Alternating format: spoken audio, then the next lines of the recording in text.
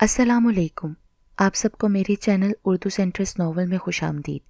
تو آئیے سنتے ہیں آج کی ویڈیو میں ناول بیلے کا سیاہ پھول کی ایپیسوڈ نمبر 4. بوا اس روز دوپہر کو کھانے کے بعد حسب معمول کیلولے کے لیے لیٹیں تو بہت اداس تھیں. بوا اپنے لیے کبھی اداس نہیں ہوتی تھیں. انہیں کبھی اس کی کمی کا بلکہ اس امر کا احساس تک نہ ہوا تھا کہ انہوں نے زندگی گزار دی مگر کبھی اپنے لیے اداس اور پریشان نہیں ہوئی. حقیقت یہ تھی کہ وقت نے انہیں اس کی مہلت ہی نہیں دی. چنانچہ انہیں بس اپنی خوشیاں یاد تھیں. ہاں وہ خوش رہیں.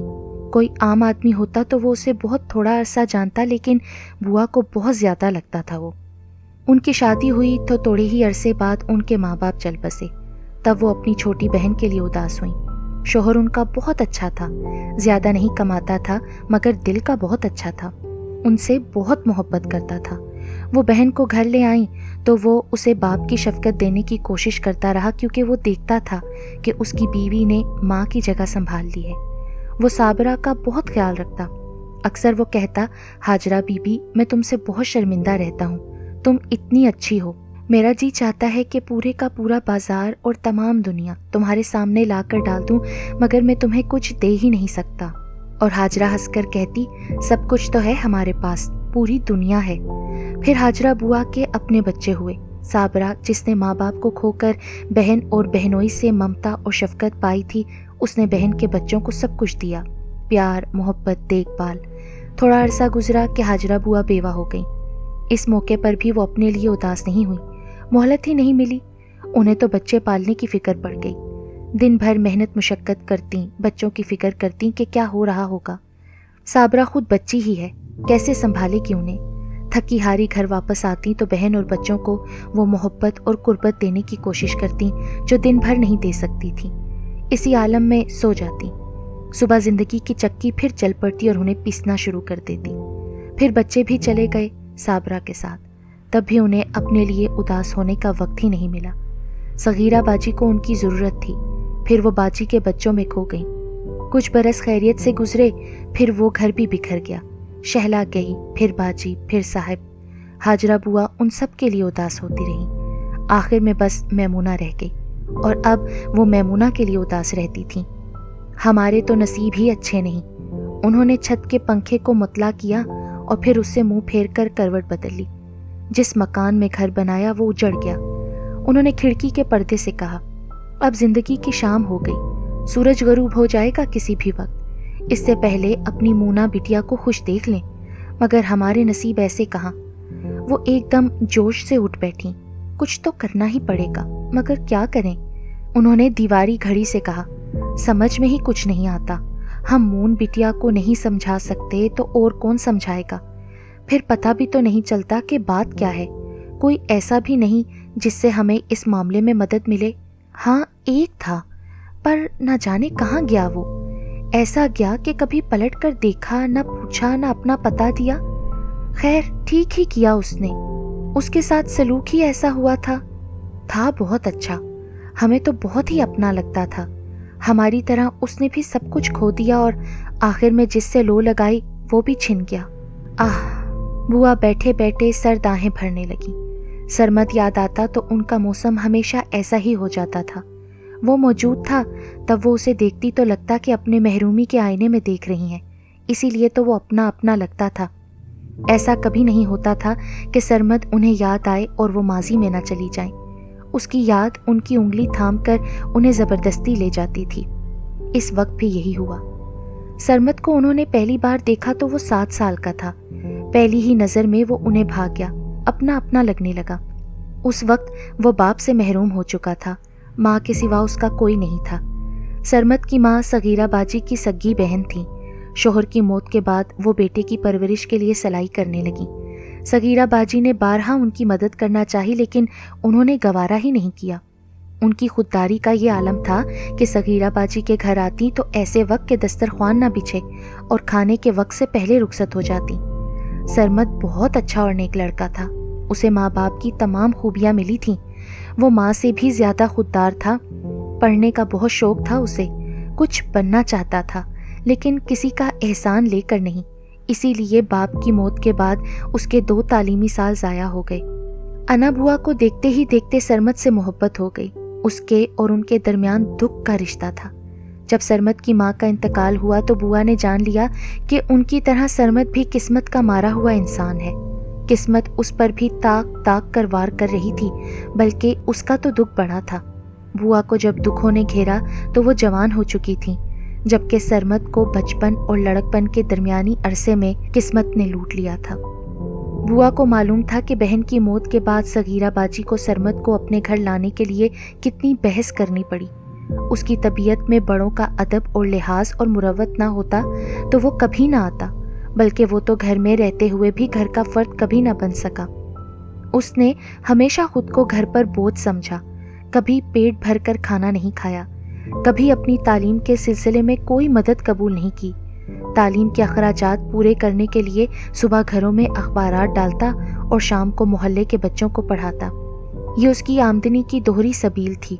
सगीरा बाजी और उनके तीनों बच्चे सरमत पर जान छिड़कते थे। खाला तो वैसे भी आधी माँ होती है, लेकिन सगीरा बाजी तो उसके लिए पूरी माँ थी। तीनों बच्चे उन पर जान देते थे। बस साहब मरहूम ज़रा सख्त आदमी थे, फिर भी वो अपने अंदाज में उससे मोहब्बत करते थे, उसकी फ़िक्र करते थे। ये सब एक तरफा भी नहीं था। सरमत भी उन सब से बहुत मोहब्बत करता था, बस खुददारी रास्ते की दीवार थी और ठीक ही थी। सरमत शहला से 2 साल बड़ा था। वो खाला के घर रहने के लिए आया तो शहला 16 साल की थी। बुआ को वो पहले ही अच्छा लगता था, मगर अब माँ को खोने के बाद वो उन्हें और अजीज हो गया था। बुआ औरत थी। उन्होंने शैला को सरमत के लिए कमरा ठीक करते देखा तो बहुत कुछ समझ गईं। मोहब्बत कोई छुपती है। उन्हें अंदाज़ा हो गया कि शहला सरमत को चाहती है। उन्हें बहुत खुशी हुई। कैसा प्यारा जोड़ा है, उन्होंने खुश होकर सोचा। बरसों के बाद वो खुश हुई थी, लेकिन सरमत की तरफ से उन्हें तशवीश थी। वो दुआ करती रहीं कि अल्लाह ये जोड़ी बना दे। वो जानती थी कि शहला के लिए अब सरमत के सिवा दुनिया में कुछ भी नहीं है। वो खामोश तबा, फर्मा बरदार और नाजुक लड़की आंखों में गहरे रंगों के ख्वाब सजाए बैठी थी, ऐसे ख्वाब जो कभी फीके नहीं पड़ते। फिर एक दिन बुआ की खुशी मुकम्मल हो गई। ये तो बाद में पता चला कि वो उनका गुमान था। खैर, गुमान ही सही, खुशी तो अपनी जगह सच्ची थी। उस रोज़ शाम के बाद वो अलगनी पर फैले हुए कपड़े उतारने आंगन में गईं। बच्चे शहला और सरमत के साथ बागीचे में बैठे थे। सरमत मूना और रशद को कहानी सुना रहा था, लेकिन उसकी नज़रें शहला पर जमी हुई थीं, जो सर झुकाए शर्माई शर्माई बैठी थी। बुआ का दिल खुश हो गया। बात यकतरफा नहीं थी, और सरमत जिन नज़रों से शहला को देख रहा था, बुआ उन नज़रों को खूब पहचानती थी। उनका शोहर उन्हें ऐसे ही देखता था और वो अनजान बनी रहती थी, मगर वो नज़रें गुदगुदी करती थीं। आखिर वो खिलखिलाकर हंस देती। उनका शोहर हंसी का सबब पूछता तो वो कहती, यूं ही एक बात याद आ गई थी हमें। बुआ को सरमत में अपना साबिर नज़र आता था। वो हमेशा इस बात पर कुटती कि वो पेट भरकर खाना नहीं खाता। वो हमेशा कुछ न कुछ लेकर उसके कमरे में जाती। अना बुआ, मैं तो खाना खा चुका हूँ। मालूम है हमें, लेकिन हम तुम्हारे लिए लाए हैं, खा लो। लेकिन अना बुआ, अरे बस खा लो। बुआ, इतना ख्याल क्यों करती हो मेरा? तुम हमारे साबिर हो, जो 4 साल के बिछड़ गए थे, अब मिले हो। इस पर सरमत उन्हें अजीब सी नज़रों से देखता, फिर उनके लिहाज में वो थोड़ा बहुत खा लेता। एक दिन सरमत ने बहुत उदास होकर कहा, अना बुआ, अल्लाह मियाँ किसी से उसका सब कुछ क्यों ले लेते हैं? ऐसी बातें नहीं करते सरमत मियाँ। देखिए ना, पहले अब्बू गए, फिर अम्मी, मेरे पास बचा ही क्या है? सोचें ठीक रखना ज़रूरी होता है सरमत मियाँ। हकीकत यह है कि तुम्हारे पास बहुत कुछ बचा है।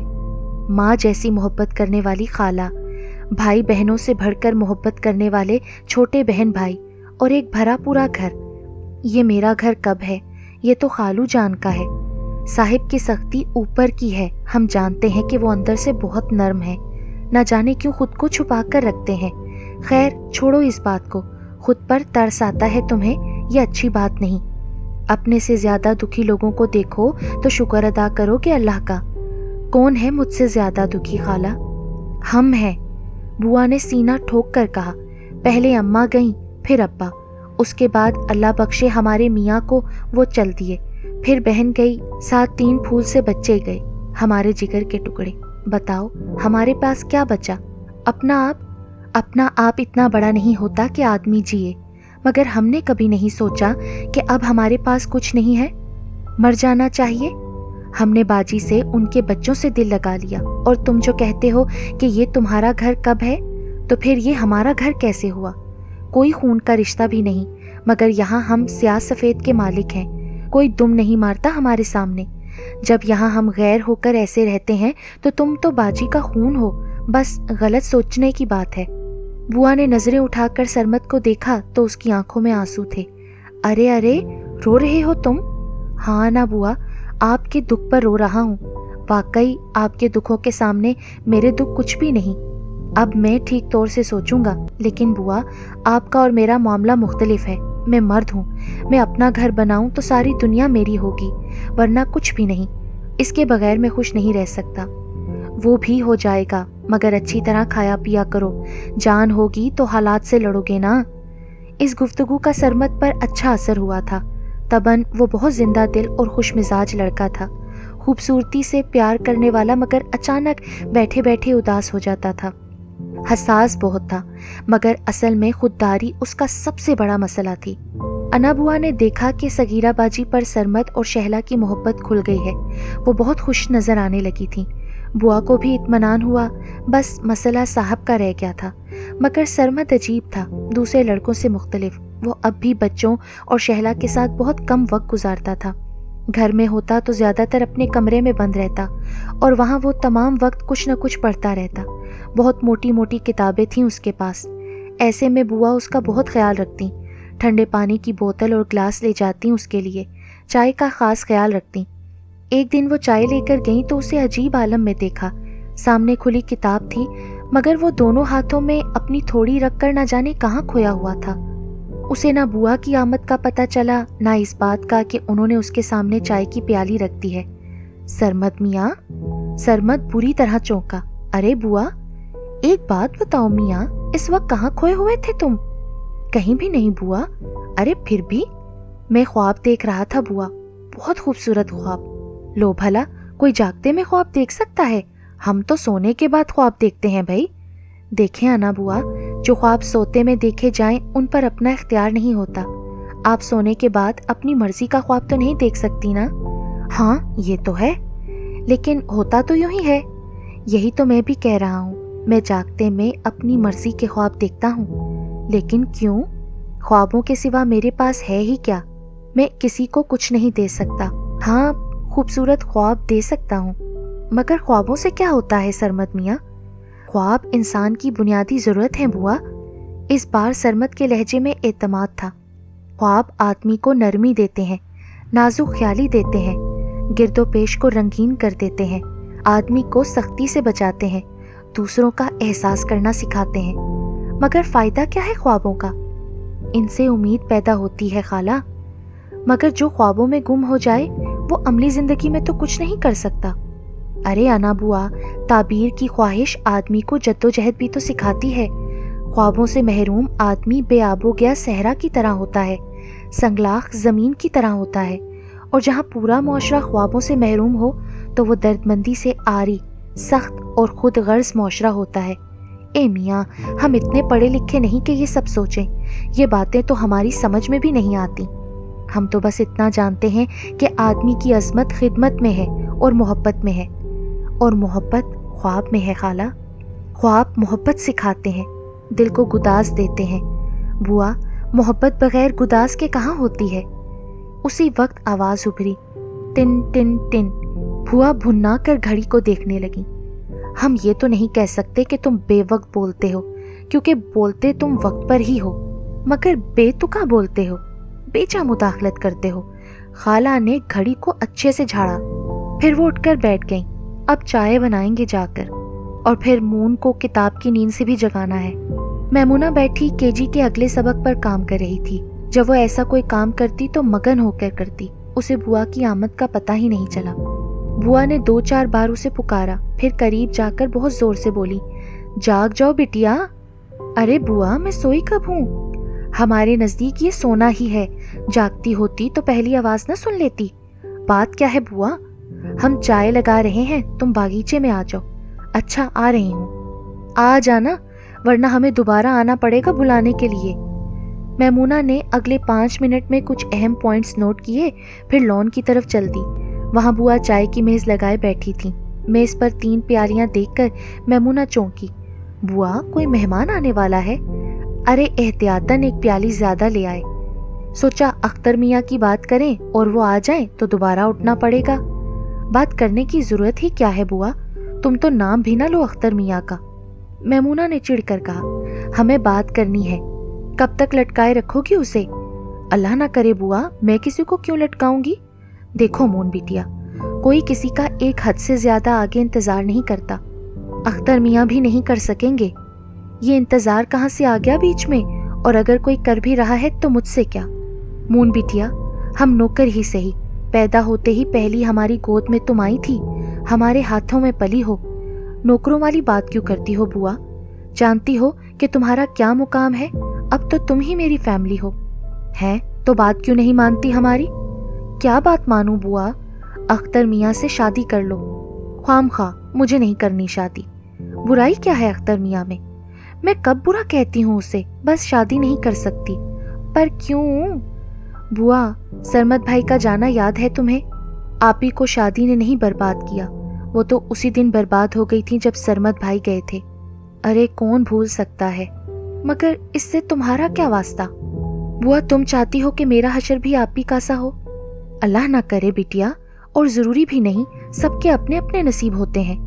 नहीं बुआ, मैं एक बहुत बड़े अलमिया की ऐनी शाहिद ही नहीं, वो अलमिया मेरा अपना भी है। उसके बाद ही तो सब कुछ छिन गया मुझसे। मैं मजबूर हूँ कि वो दुख ही खुशियों का बाइस बने तो बने, वरना खुशियाँ मुझे कबूल ही नहीं। मैं तो कफ़ारा हूँ किसी ज़्यादती का, और सब्र का इनाम बनना चाहती हूँ, और अब कुछ नहीं हो सकता। अरे तुम्हारी बातें हमारी समझ में नहीं आती, बुआ ने बेबसी से कहा, लेकिन दर हकीकत वो हिल कर रह गई थी। ये तो उनके गुमान में भी नहीं था कि मोना ने उस अलमिया का इतना असर कबूल किया होगा। सरमद जब इस घर से रुखसत हुआ तो वो सिर्फ 9 साल की थी।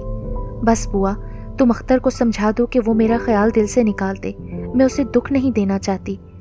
अरे मोन बिटिया, कोई किसी को नहीं बचा सकता, ये भी अपने नसीब की बात है। आज वो आया भी नहीं। बुआ बुड़बुड़ाई। अख्तर बुखार में फुनक रहा था। बहुत से अवामिल यकजा हुए थे जिन्होंने उसे बीमार किया था। उसने खूब पेट भरकर कीमा भरे पराठे अचार से खाए। फिर मैमूना से बहस हुई जिसमें वो जज्बाती हो गया। सच तो ये है कि उस गुफ्तगू के दौरान ही उसे अपनी तबीयत ख़राब होती महसूस हुई थी।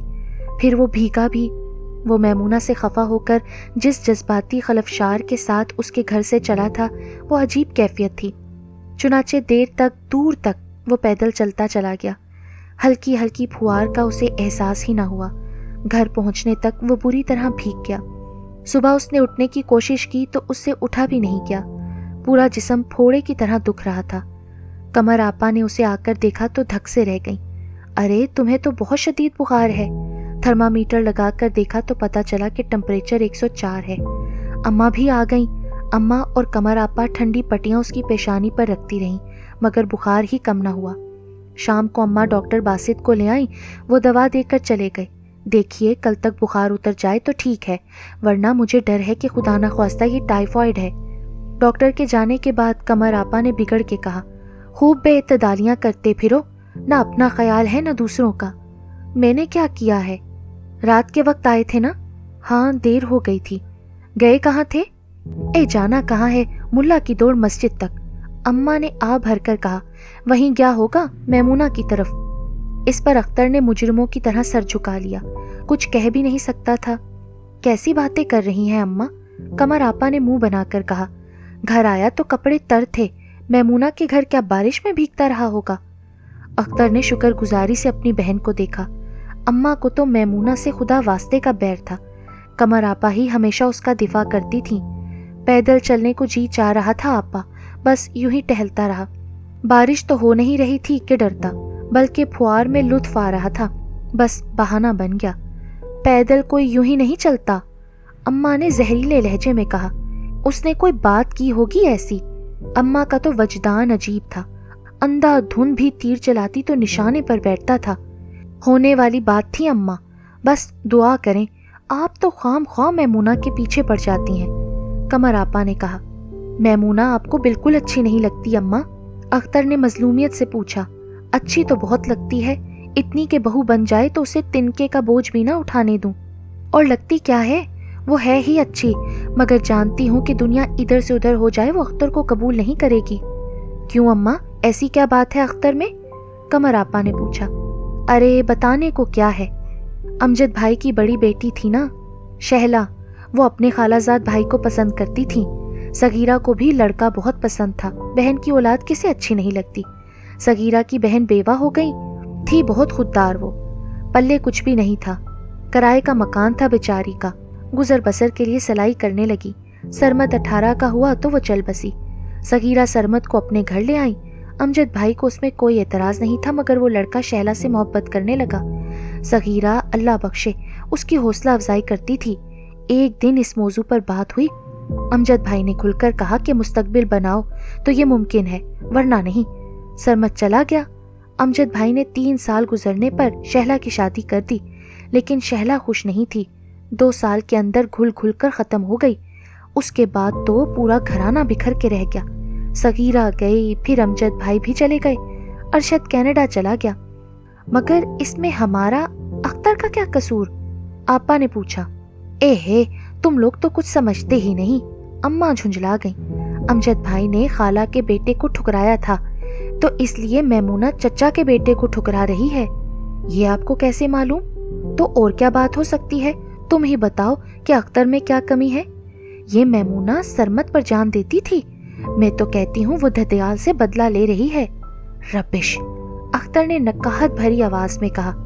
ایسے کون سوچتا ہے اماں؟ ٹھیک ہے، میں غلط ہوں تو جیت کر دکھاؤ میمونہ کو، اماں نے چیلنج کیا۔ میں بات کروں گی میمونہ سے، قمر آپا بولی۔ نہیں آپا پلیز، اختر گڑ گڑایا۔ یہ معاملہ آپ مجھ پر ہی چھوڑ دیں آپا۔ قمر آپا کڑ کے رہ گئیں۔ وہ دیر تک سوچتی رہیں کہ یہ سب کیا ہے، کچھ افتاد ہے اس خاندان پر۔ بھرے پورے گھر تباہ ہو گئے۔ امجد چچا کے گھر کی مثال سامنے تھی، خود اپنے گھر کا بھی یہی حال تھا۔ کون خوش ہے؟ کسے ملی خوشیاں؟ قمر آپا کی شادی ہوئی تھی، مگر 10 برس گزرنے کے باوجود اولاد نہیں ہوئی۔ 10 برس بعد ان کے شوہر نے انہیں طلاق دے کر دوسری شادی کر لی، مگر یہ نہیں کہ وہ 10 برس اچھے گزرے ہوں۔ ان کی ساس کو پوتے کی بڑی آرزو تھی، انہوں نے 1 سال میں ہی ان کا جینا دھوبر کر دیا۔ زندگی عذاب ہو کر رہ گئی تھی قمر آپا کی۔ ساس کیا، نندے کیا اور دیور کیا، سب نے ان کا بائیکاٹ کر رکھا تھا۔ وہ گھر میں استعمال کی ناکارہ چیز کی طرح پڑی رہتی۔ بات کرنا یا کسی بات کا جواب دینا تو دور کی بات ہے، کوئی انہیں دیکھتا تک نہیں تھا۔ شوہر اچھے تھے، اس لیے 10 سال گاڑی گھسیٹی گئی، مگر شوہر کا کام ایسا تھا کہ گھر میں ٹکنا کم ہی ہوتا تھا۔ وہ تو شہر شہر پھرتے تھے، 15 دن بعد گھر آتے، 2 دن آرام کرتے اور پھر سفر۔ وہ جانتی تھیں کہ تنہائی، اور وہ بھی بھرے گھر کی تنہائی، کتنی عذابناک ہوتی ہے۔ طلاق ہوئی تو انہوں نے سکون کی سانس لی، جو ہونا تھا ہو گیا۔ وہ کم از کم ہر روز ہر پل مرنے سے تو بچ گئیں، مگر انہیں ایک خلش تھی۔ شوہر کے ہاں دوسری بیوی سے بھی اولاد نہیں ہوئی تھی، 8 سال ہو چکے تھے۔ خیر قمر آپا گھر آ گئیں، اکلوتی تھیں، تینوں بھائی ان پر جان دیتے تھے۔ ابا اور اماں کا بھی یہی حال تھا، مگر پھر یہ گھر بھی اجڑ گیا۔ دونوں بڑے بھائی موٹر سائیکل کے حادثے میں ختم ہو گئے۔ ان کے غم نے ابا کو مار دیا۔ اب اختر اور اماں کے سوا کچھ بھی نہیں تھا۔ قمر کو 28 سال کی عمر میں طلاق ہوئی تھی۔ وہ جوان تھیں، خوبصورت تھیں، رشتے آئے مگر انہوں نے انکار کر دیا۔ وہ فیصلہ کر چکی تھی کہ اب شادی نہیں کریں گی۔ انہوں نے ایک پرائیویٹ اسکول میں ملازمت کر لی تاکہ بوجھ نہ بنے۔ اب وہ 36 سال کی تھیں، رشتے اب بھی آتے تھے، مگر وہ اپنے فیصلے میں اور پختہ ہو چکی تھیں۔ اماں، سرمد بھائی کا کیا بنا؟ کہاں ہے وہ؟ ارے کسی کو بھی نہیں معلوم، اسے تو آسمان نکل گیا یا زمین کھا گئی۔ قمر آپا یہ سن کر اداس ہو گئیں۔ ایک ہماری ہی نہیں، ہر کہانی دکھ کی کہانی ہے، انہوں نے سوچا۔ سب اپنے کندھوں پر اپنی سلیب اٹھائے چل رہے ہیں۔